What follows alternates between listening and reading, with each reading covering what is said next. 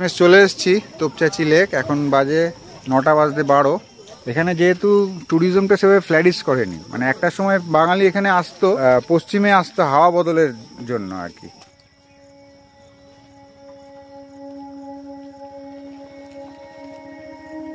বীজটা কিন্তু 100 বছরের পুরনো, জানিস তো? হ্যাঁ, একদম পুরোপুরি 100 বছরের পুরনো। সেন্টিনারিতে আমরা এসেছি, কিন্তু কোনো উদযাপন নেই এই ব্রিজের। কি অদ্ভুত লাগে না? তো এর সাথেই আমরা এই তোপচাঁচি লেক, তারপরে উস্ত্রি ওয়াটারফলস যাব। NH 19 এই কলকাতার থেকে সোজা চলে যাচ্ছে দিল্লি। দেখছো সব লেখা আছে। হ্যাঁ, এই চার্টগুলো দিয়ে দিলাম। হ্যাঁ, রোড দেখকে ভাগ জায়গা। সবকিছু ছাপিয়ে কিন্তু এখানে প্রকৃতিটা আছে এখনো।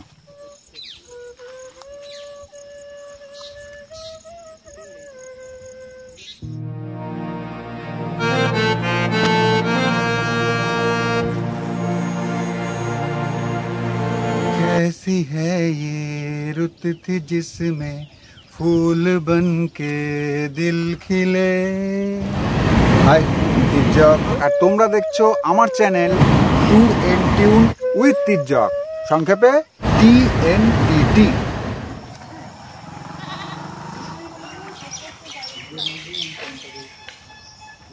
প্রথম পর্বে হাওড়া জংশন থেকে ব্ল্যাক ডায়মন্ড এক্সপ্রেস ধরে ধানবাদ এসেছিলাম এবং হোটেল বুক করেছিলাম। আর দ্বিতীয় পর্বে প্রথমে লাঞ্চ, আর তারপর ধানবাদ স্টেশন থেকে অটো বুক করে ভাতিন্ডা ওয়াটারফলস, আবার ধানবাদ ফিরে খাওয়া দাওয়া। যারা দেখোনি ও দেখেননি তাদের বলবো অবশ্যই দেখে নিতে, তাহলে এই পর্বটা বুঝতে সুবিধা হবে। উপরে আই বাটন আর নিচে ডেসক্রিপশন বক্সে লিঙ্ক দিয়ে দিয়েছি। ঝাড়খণ্ড রাজ্যের উত্তর পূর্বের জেলাগুলির মধ্যে ধানবাদ অন্যতম। পশ্চিমবঙ্গের পশ্চিম বর্ধমান ও পুরুলিয়া জেলার লাগোয়া এই ধানবাদ জেলার দক্ষিণ অংশ কয়লা খনি আর শিল্প সমৃদ্ধ শহরাঞ্চল, আর জেলার উত্তর দিকটা গ্রামাঞ্চল। জেলার উত্তর পশ্চিম দিকেই তোপচাঁচি লেক ও ওয়াইল্ড লাইফ স্যাংচুয়ারি।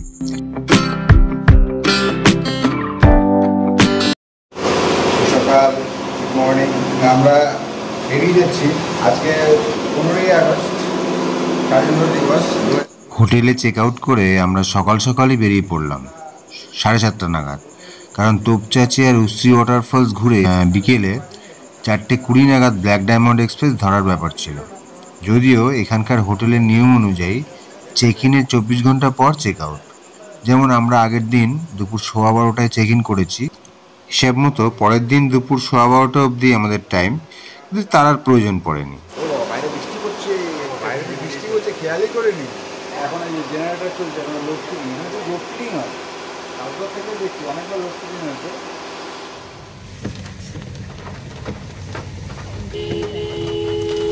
তো এর সাথেই আমরা এই তোপচাঁচি লেক, তারপরে উস্ত্রি ওয়াটারফলস যাব। তো তাহলে আমরা তোপচাঁচি যাएंगे না? ধানবাদ জংশন থেকে 36 কিলোমিটার দূরে, গাড়িতে মিনিট 50।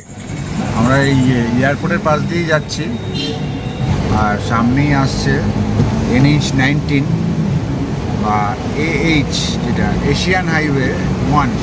এই কলকাতার থেকে সোজা চলে যাচ্ছে দিল্লি।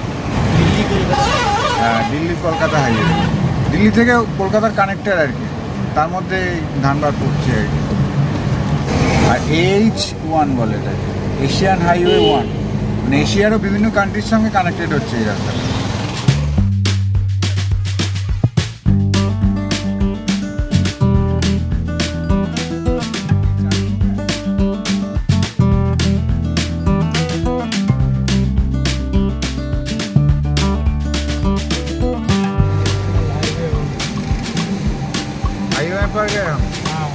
একটা কথা বিশেষভাবে বলার, আমরা পরদিন সকাল সকাল যাওয়ার জন্য আগের সন্ধ্যায় ব্যাংক মোড়ে ট্যাক্সি স্ট্যান্ড থেকে গাড়ি বুক করি। যদিও আমরা ভেবেছিলাম ড্রাইভারের সাথে কথা বলছি, বুঝতে পারিনি যে সে দালাল।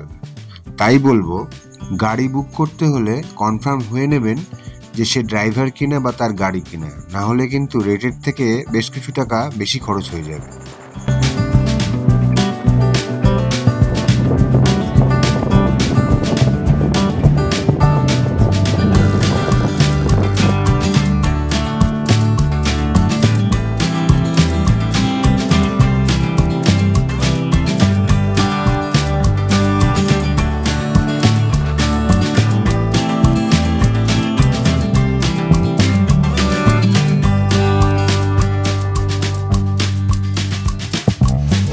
তোপচাচি যাওয়ার আগে এখানে একটা খাবারের দোকান আছে, এখানে আমরা ব্রেকফাস্টটা সেরে নিচ্ছি। এই যে কচুরি আর ঘুগনি, সবজি হবে বা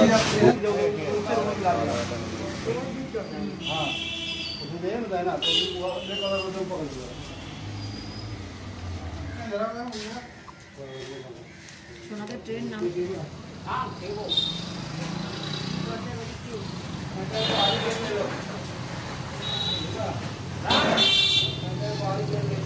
হ্যাঁ কি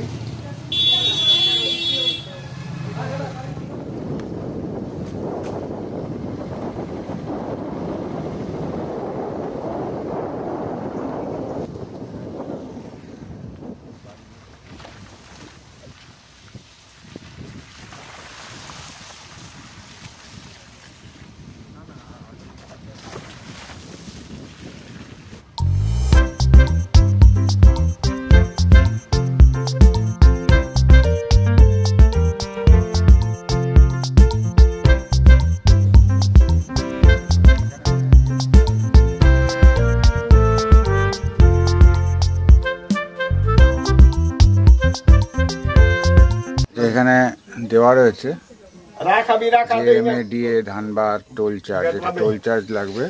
বাস ফাসগুলো, বাস মিনি বাস, ট্যাক্সি ওইগুলো 200, যেগুলো এগুলো 100, এগুলো সব দেওয়া আছে। হ্যাঁ हाँ हाँ हाँ हाँ कितना कितना कितना 100 सब लिखा है सर। हाँ हाँ এই চার্টগুলো দিয়ে দিলাম। আর টাইম টেবিলে দেওয়া আছে, সামার আছে 8টা থেকে 6টা, আর শীতকালে একটু কম, সন্ধে হয়ে যায় তাড়াতাড়ি, 8টা থেকে 4:30, বিকেল 4:30।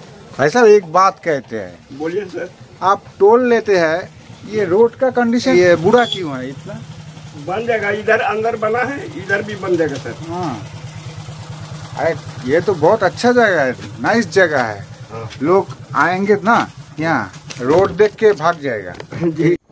আমাদের গাড়ির জন্য টোল নিল 100 টাকা।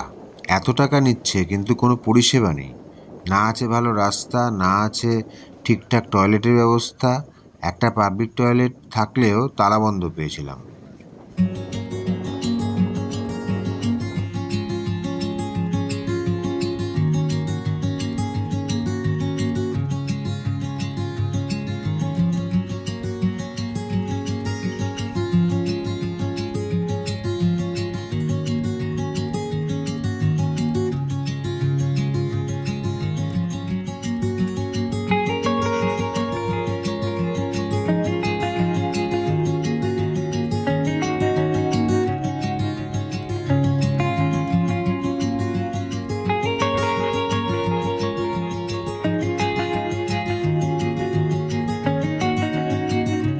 শেষমেশ চলে এসেছি তোপচাচি লেক। এখন বাজে 9টা বাজতে 12, এই দু এক মিনিট আগে নামলাম গাড়ি থেকে। এই পেছনেই লেকটা রয়েছে। হ্যাঁ, পুরোটাই আমরা যাবো, ওই দিকটায় যাবো, এইটা দিয়ে ওই দিকটায় যাবো, ড্যামটা দিয়ে। পরেশনাথ পাহাড়, এই পাহাড়টা না, এই পরের পাহাড়টা পরেশনাথ পাহাড়। বেশিরভাগই মেঘ করে রয়েছে যা দেখা যাচ্ছে। গত বছর যখন এসেছিলাম জল অনেকটাই কম ছিল, এখন জল অনেকটাই ভরে গেছে। মানে এই পার্কটায় নামা যেত, এখানটা ওই জায়গাটা যাওয়া যেত, কিন্তু এখন ওই দিকটা যাওয়া যাবে না। নেমে এই নিচ অবধি যাওয়া যায়, প্রচুর জল আছে। এবার বৃষ্টিটা ভালো হয়েছে তো, গত বছর বর্ষাটা কম ছিল। তো গত বছরের ভিডিও যদি দেখতে চাও, উপরে আই বাটনে দিয়ে দিলাম, আর ডেসক্রিপশন বক্সে তো থাকবেই আমার গত বছরের 2023-এর ব্লগ। ওটা ধানবাদ আর মাইথন একসঙ্গে করেছিলাম। এই নিয়ে আমার তোপচাচিতে দ্বিতীয়বার আসা, ধানবাদের দ্বিতীয়বার আসা। ওরা আমার সঙ্গে এলো এই প্রথম। আর এর উল্টো দিকেই রয়েছে একটা মন্দির বজরংবলীর, বেশ কিছুটা উঠে গিয়ে উপরে উঠতে হয়, টিলার মতো রয়েছে। একটু মেনটেন্যান্সের অভাব আছে এখানে, সারা বছর তো লোক আসে না। আর আমার Facebook page tour and tune with তির্যক, যেটা আমার ইউটিউব চ্যানেল সেই নামেই, ইনস্টাগ্রাম প্রোফাইল তির্যক_TNTT, সেখানেও ফলো করতে পারো, ফেসবুক পেজেও ফলো করতে পারো। দুটো জায়গাতেই আমার ফটো, ভিডিও, রিলস ইত্যাদি আপডেট আসে, ঠিক আছে। এখান থেকে নেমে এলাম উপর থেকে, কিছুটা এই পাথর টাথর মতো আছে, আর অনেক কিছু চিপসের প্যাকেট, ময়লা টয়লা অনেক রয়েছে, যেটা থাকে আর কি বলবো। টুরিস্ট এখানে কম আসে কিন্তু ময়লার অভাব নেই। তবে যেটা বলবো, সব কিছু ছাপিয়ে কিন্তু এখানে প্রকৃতিটা আছে এখনো, একটা অদ্ভুত নির্জনতা নিস্তব্ধতা কাজ করছে এখানটায়, মানে আমাদের নিজেদের কথা বা টুকটাক কিছু লোকের কথা ছাড়া, সেই সাউন্ড ছাড়া একটা অদ্ভুত নিস্তব্ধতা এবং প্রকৃতির একটা শব্দ, এবং প্রজাপতি উড়ে যাচ্ছে এদিক ওদিক দিয়ে, প্রজাপতি মদ প্রচুর দেখতে পাচ্ছি এদিক ওদিক দিয়ে। জঙ্গলের ওদিকটা যাব আমরা, কিছুটা ঘুরে আসবো, ওদিকটাতে তো অনেক কিছু থাকবে আর কি। মেনটেনেন্সটা প্রবলেম আছে, না হলে জায়গাটা কিন্তু নির্জনে একটা দিন কাটানোর জন্য কিন্তু সুপার। যারা প্রকৃতি ভালোবাসে তাদের অনেকটাই রিলিফ দেবে এখানে এলে আর কি।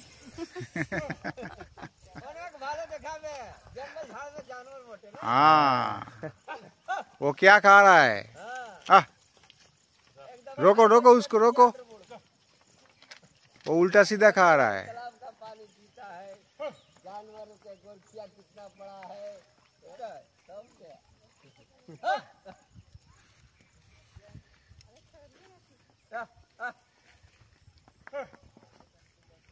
মিঠু বাঁশি টাশি বাজাচ্ছে, একটু আমরা বাঁশিও শুনবো এবার।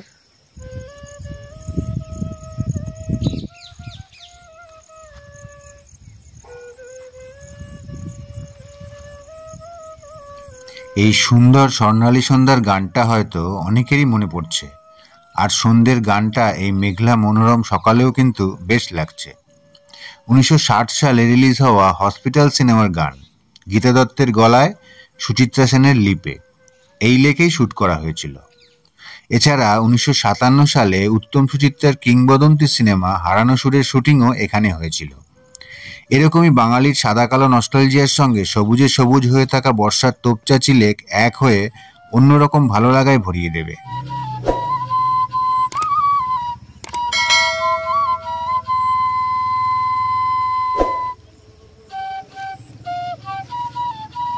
ওদিকে যেতে যেতে আমরা কথা বলি। এখানে যেহেতু ট্যুরিজমটা সেভাবে ফ্ল্যারিশ করেনি, মানে একটা সময় বাঙালি এখানে আসতো, পশ্চিমে আসতো হাওয়া বদলের জন্য আর কি। এইসব জায়গাটায় ধানবাদ, গিরিডি, মধুপুর, হ্যাঁ, দেওঘর, এদিকে খুব আসতো, কিন্তু এখন কম আসে। এই বাঙালি এখন আবার একটু একটু করে আসতে শুরু করেছে, যেমন আমরা এলাম। তাছাড়া শীতের সময় লোকাল লোক এখানে পিকনিক করতে আসে।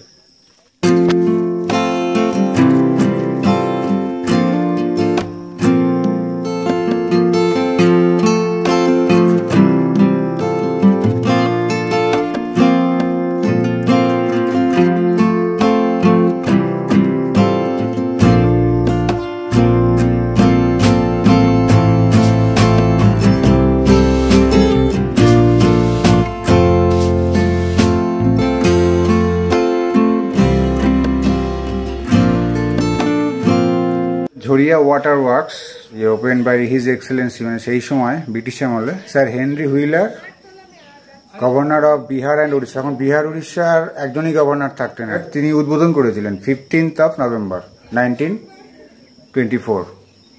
ঠিক 100 বছর আগে এটা উদ্বোধন হয়েছিল, এবং এর একটা স্বাভাবিক একটা ঐতিহাসিক গুরুত্ব আছে। তবে সেই ঐতিহাসিক গুরুত্ব কতটা পায় সেটা নিয়ে প্রশ্ন থাকতেই পারে, কারণ এটাকে ঝাড়খণ্ড ট্যুরিজম সেভাবে প্রমোট করে না আর কি। এটা 100 বছর আগের একটা স্থাপত্য, এটাকে যদি আমার মনে হয় যে এটাকে যদি এক্সপ্লোর করা যায় এবং এটাকে যদি গুরুত্ব দিয়ে ওটাকে অর্গানাইজ করা যায়, আমার মনে হয় ট্যুরিজমের ক্ষেত্রে আরও ভালো হবে।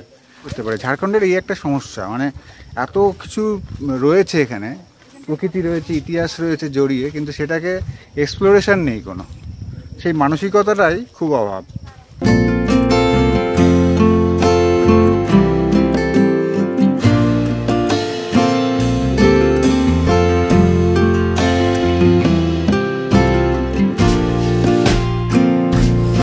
তো এখানে মনে হয় সারাটা দিন কাটিয়ে দেওয়া যায়, হ্যাঁ, অন্তত আমার মতো মানুষ কাটাতেই পারবে, যারা প্রকৃতি, নির্জনতা, এই এত প্রজাপতি, হ্যাঁ, মত উড়ে বেড়াচ্ছে, প্রজাপতি, ফড়িং, জানি না ভিডিওতে কতটা ক্যামেরাটাকে কি ধরা যাবে না যাবে।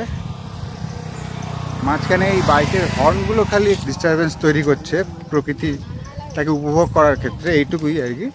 তাছাড়া সেরকম কোনো অসুবিধা নেই এখানে, মেনটেনেন্সটা নেই ঠিকই, কিন্তু এখানে আমার মনে হয় একটা দিন আমি কাটিয়ে দিতে পারবো এখানে। ব্লগ করতে গেলে সেসব তো হবে না, কারণ এরপরে উস্ত্রি যেতে হবে, উস্ত্রি জলপ্রপাত, গিরিডি, সেটা আবার অন্য একটা সাইডে, এখান থেকে অনেকটাই দূরে।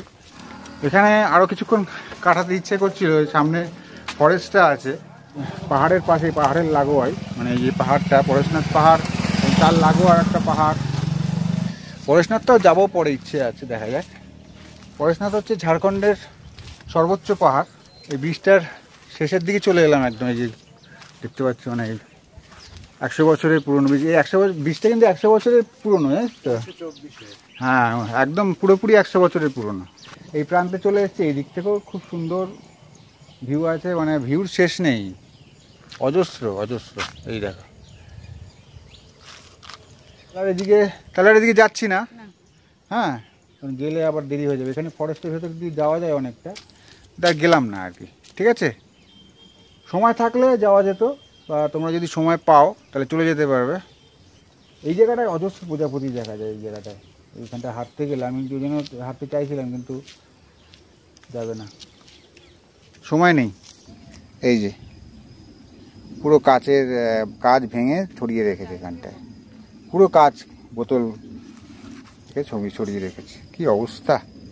कैसी है ये रुत थी जिसमें फूल बन के दिल खिले, चांदनी झरने घटाए, गीत बारिश तितलियां।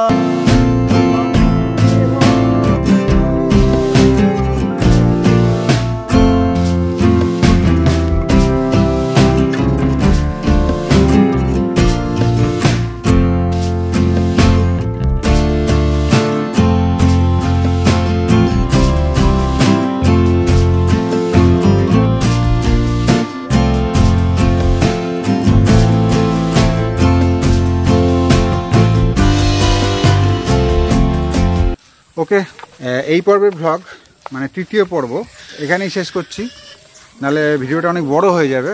আর এরপরের পর্বে আমরা যাচ্ছি উশ্রী জলপ্রপাত, সেটা গিরিডিতে। যদি ভালো লাগে ভিডিওটা, আর কি বলবো, লাইক কমেন্ট শেয়ার ইত্যাদি করো।